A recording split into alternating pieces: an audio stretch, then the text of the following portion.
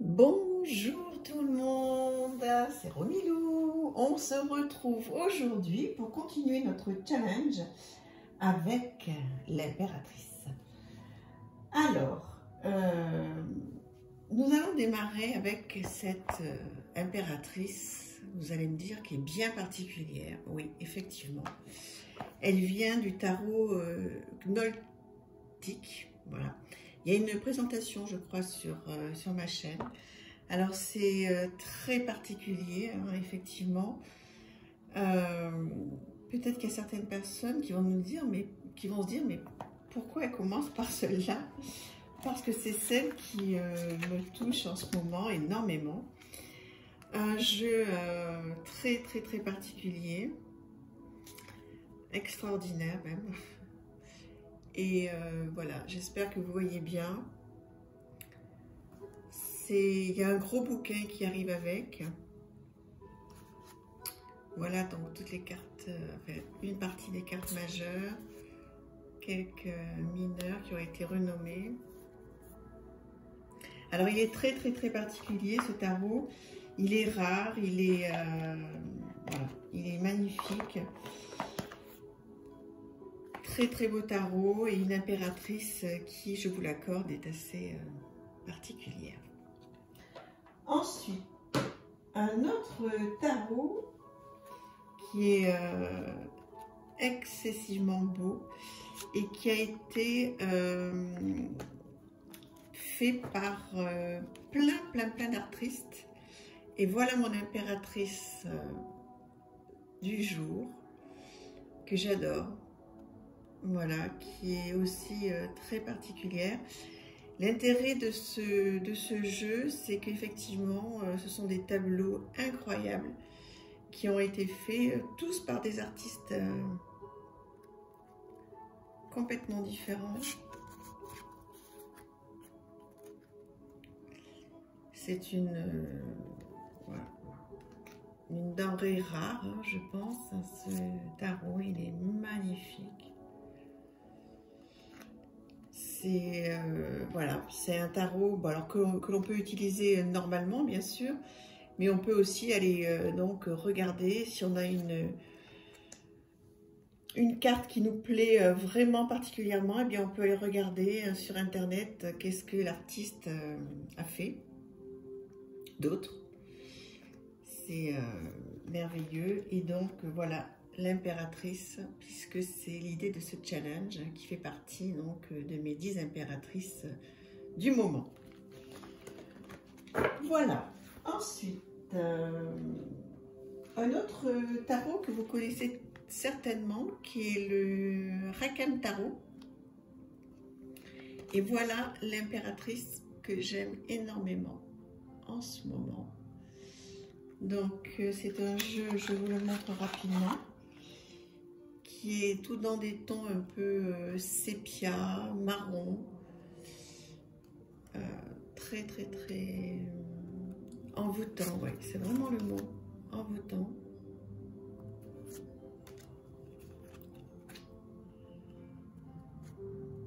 Voilà. Je pense hein, que vous le connaissez, celui-là, vous avez dû le voir passer sur quelques chaînes. En tous les cas, vraiment, je vous le conseille. Il est très particulier. Si on a vraiment envie de s'intéresser à un petit monde, c'est très différent de ce qu'on voit d'habitude. Le Rakam Tarot, très beau, avec voilà, mon impératrice du moment que j'aime beaucoup. Donc voilà pour celui-ci. Ensuite, nous continuons avec eh bien, une autre impératrice très belle, très colorée. Donc c'est l'impératrice du The Element Wisdom Tarot. Voilà, qui est un jeu très facile. Voilà. Donc je le conseille sans problème pour les débutants. Il est lumineux, il est, je sais pas, il est comment dire, Comment trouver le mot? Oh là là, cette ermite. Vous savez que c'est ma carte préférée. Quand on va y arriver à l'ermite, je vais m'éclater. Hein. Oui, comment dire, ce que je disais, donc c'est un tarot qui est très, mais lumineux, oui, c'est ce que je disais, je me répète, très parlant. Vous voyez là, le 9 d'épée, voilà. L'intérêt, c'est qu'on peut, le 4 d'épée, on peut vraiment s'identifier, enfin comprendre les cartes sans connaître, sans être un expert du tarot. Et l'impératrice qui est sublime. Voilà, The Element Wisdom Tarot. Un autre tarot qui est très très joli avec une impératrice magnifique. Si vous aimez les chats, c'est très très chouette. The Grimalkin Tarot. Très très très joli. Je voulais présenter aussi, je crois, dans un autre challenge sur les animaux, je pense. Je ne me rappelle plus. Regardez comme c'est joli, ce 5 d'épée, franchement. Alors oui, le 5 d'épée, c'est pas la meilleure carte, mais voilà, c'est quand même très doux. Oh là, j'avais pas fait attention. J'espère que vous l'avez bien vu. C'était pas complètement centré. Voilà, donc un superbe tarot sur les chats. Regardez le lait hiérophante. Super. Et ce qui nous intéresse le plus aujourd'hui, c'est l'impératrice.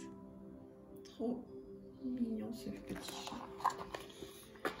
Ensuite, nous allons passer à un tarot que vous connaissez tous très bien. Alors moi, je l'ai un petit peu agrémenté avec des pins. Le tarot renard de Célia Millesville qu'on ne présente plus. Je vous remets simplement l'impératrice qui est magnifique, magnifique. Voilà, très très très très joli jeu. Je ne vous le présente pas, vous le connaissez par cœur. Une autre impératrice magnifique. Toujours du jeu que je vous ai présenté il y a quelques jours. De Ciro Marchetti, première édition. Alors ce jeu, comment il s'appelle? À chaque fois je me demande. Rétrospective Tarot. Donc voilà, je vous avais montré déjà il y a quelques jours, quelques cartes, mais je pense que vous êtes peut-être content d'en voir quelques-unes supplémentaires.